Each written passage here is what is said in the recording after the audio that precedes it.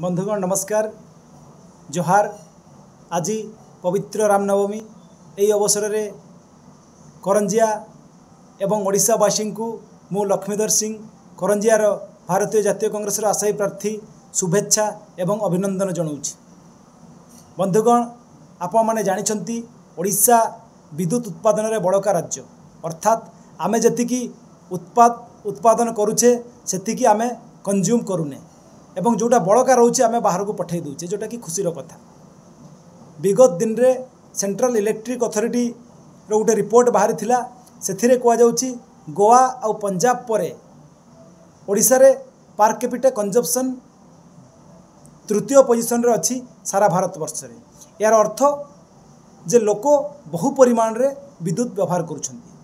आमर पानी आमर खणी आमर जागा व्यवहार करिकी यदि एते विद्युत उत्पादन करा जाउछि तेबे प्रश्न उठुछि जे आम लोकंकु काहेकि सस्तारे विद्युत मिलिबो नाही। सेइथि पई कांग्रेस रो गोटे ग्यारंटी गृहज्योति ग्यारंटी माध्यम रे आमे एई थरो निर्वाचन रे जययुक्त हेले कथा दउछु, ग्यारंटी दउछु जे प्रत्येक घरई परिवार को 200 यूनिट जाए विद्युत मागणा दिया जिवो। आपण माने कांग्रेस को सहयोग करंतु, कांग्रेस सहित हाथ बढ़ांतु। जय कांग्रेस।